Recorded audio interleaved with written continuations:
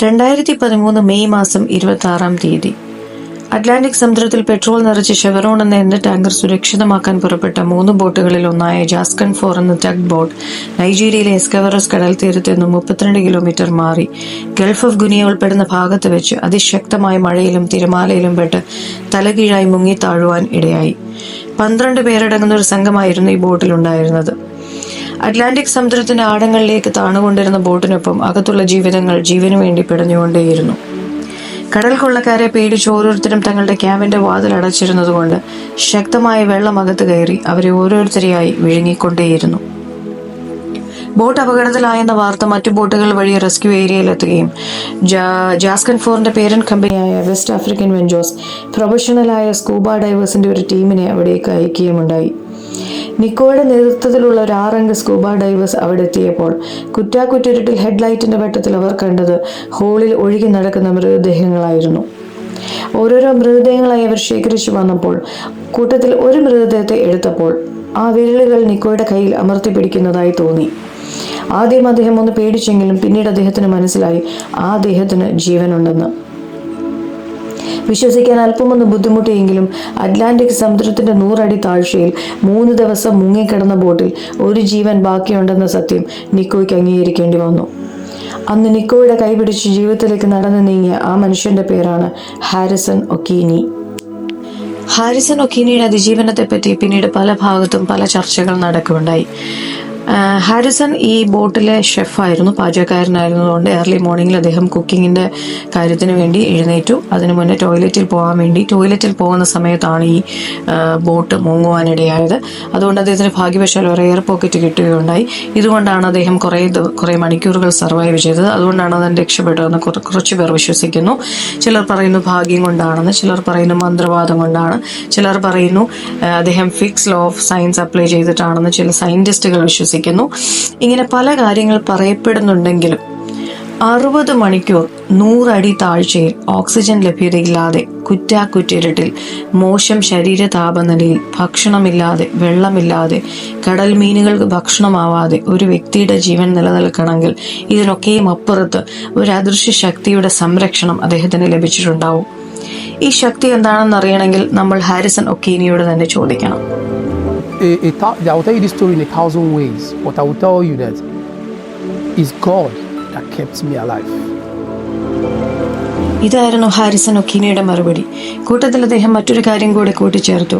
Association press നടത്തിയ ഇന്റർവ്യൂവിൽ Harrison ഒക്കീനിയോട് അവരൊരു കാര്യം ചോദിച്ചു, നിങ്ങൾ ഈ 3 ദിവസം അവിടെ ഇരുന്ന് എന്ത് ചെയ്യുകയായിരുന്നു? അതിന് അയാൾ പറഞ്ഞൊരു മറുപടിയുണ്ട്, എനിക്ക് ചെയ്യാൻ പറ്റുന്നതെല്ലാം ചെയ്തു. എയർ പോക്കറ്റ് സംഘടിപ്പിച്ചു, എൻ്റെ കാലുകൾ താഴേക്ക് പോകുന്നത് കൊണ്ട് വെള്ളം മുകളിലേക്ക് എൻ്റെ തലയ്ക്ക് മുകളിലാവുന്നത് കൊണ്ടും എനിക്ക് ഇരിക്കാനൊരു സൗകര്യം ആവശ്യമായിരുന്നു, അത് ഞാൻ സംഘടിപ്പിച്ചു. ഇങ്ങനെ മാനുഷികമായി എനിക്ക് ചെയ്യാൻ പറ്റുന്നൊക്കെയും ചെയ്തു. അതിലൊക്കെയും ഉപരിയായി ഞാൻ കർത്താവായ യേശു ക്രിസ്തുവിനോട് പ്രാർത്ഥിച്ചുകൊണ്ടേയിരുന്നു, എന്നെ ഇവിടുന്ന് വിടുവിക്കണം, എന്നെ കാത്തൊരു കുടുംബം പുറത്തുണ്ട്, എനിക്കവരെ കാണണം. നീ എന്നെ ഇതുവരെയും ജീവിതത്തിൽ പരാജയപ്പെടുത്തിയിട്ടില്ല, ഇത്തവണയും പരാജയപ്പെടുത്തത്തില്ലെന്ന് ഞാൻ വിശ്വസിക്കുന്നു. എന്നെ നീ വിടുവിച്ചാൽ ഞാൻ ഇനിയും ഒരിക്കലും കടലിൽ വരില്ല. കൂടാതെ തൻ്റെ ഭാര്യ തനിക്ക് അവസാനമായി അയച്ച സന്ദേശത്തിൽ പറയുന്ന സങ്കീർത്തന ഭാഗം അദ്ദേഹം ഉരുവിട്ടുകൊണ്ടേയിരുന്നു. പ്രാർത്ഥനയ്ക്ക് ശേഷം അദ്ദേഹം ആരാധിക്കാനും തുടങ്ങി.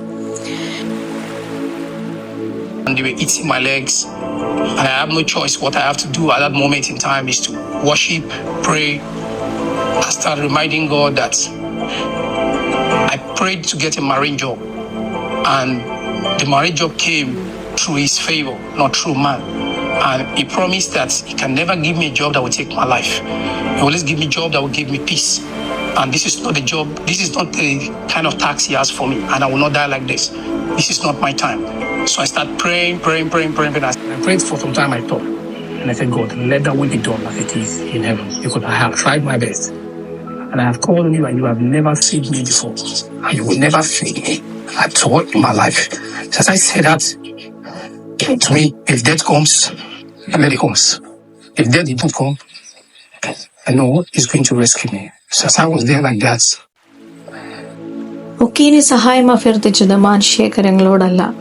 ഒക്കീനിക്കറിയാമായിരുന്നു തന്നെ സഹായിക്കാൻ ആകാശത്തെയും ഭൂമിയെയും ഉണ്ടാക്കിയ, കരയും കടലിനെയും ഉണ്ടാക്കിയ കർത്താവായ യേശു ക്രിസ്തുവിന് മാത്രമേ കഴിയൂ എന്ന്.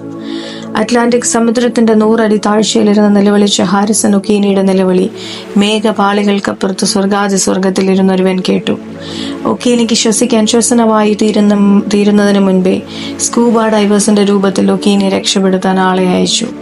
തിരമാലകൾക്ക് വിട്ടുകൊടുക്കാതെ, വെള്ളം വിഴുങ്ങാതെ, കടൽമീനുകൾ തിന്നാതെ ഒക്കീനിയെ ജീവിതത്തിലേക്ക് വലിച്ചു കയറ്റി. ഒക്കീനിയും കുടുംബവും കർത്താവായ യേശുക്രിസ്തുവിനോട് അധികം കടപ്പെട്ടിരിക്കുന്നു. മനുഷ്യന്റെ പ്രയത്നങ്ങളെല്ലാം വിഫലമാകുമ്പോൾ പ്രവർത്തിക്കുന്ന കരമാണ് സ്വർഗീയ കരം. നിലവിളിക്കുന്നവന്റെ ജാതിയോ മതമോ നിറമോ യോഗ്യതയോ നോക്കിയില്ല, മറിച്ച് നിലവിളിക്കുന്നവർക്ക് വേണ്ടി നീതി നിവർത്തിച്ചു കൊടുത്തു. ഒരു കടുകമണിയോളം വിശ്വാസം തന്നിൽ അർപ്പിക്കുന്നവരെ കടലോളം കാക്കുന്ന ഒരു ദൈവം. യെശയ്യാവ് 43:2 ഇങ്ങനെ പറയുന്നു: നീ വെള്ളത്തിൽ കൂടെ കിടക്കുമ്പോൾ ഞാൻ നിന്നോടുകൂടെ ഇരിക്കും. നീ നദികളിൽ കൂടെ കിടക്കുമ്പോൾ അവ നിന്റെ മീതെ കവിയുകയില്ല. നീ തീയിൽ കൂടെ നടന്നാലും വെന്തു പോകുകയില്ല. അഗ്നിജ്വാല നിന്നെ ദഹിപ്പിക്കുകയുമില്ല. നിന്റെ ദൈവവും ഇസ്രായേലിന്റെ പരിശുദ്ധനുമായ യഹോവ എന്ന ഞാൻ നിന്റെ രക്ഷകൻ. ഈ രക്ഷകനെ അറിയാത്തവരാരെങ്കിലും എന്നെ കേൾക്കുന്നുണ്ടെങ്കിൽ സമയം ഇനിയും വൈകിയിട്ടില്ല. മരിക്കാൻ മറ്റൊരു യേശുക്രിസ്തുവില്ല. കർത്താവ് യേശുക്രിസ്തുവിനെ അറിയാം, അവനായി ജീവിക്കാം. God bless you all.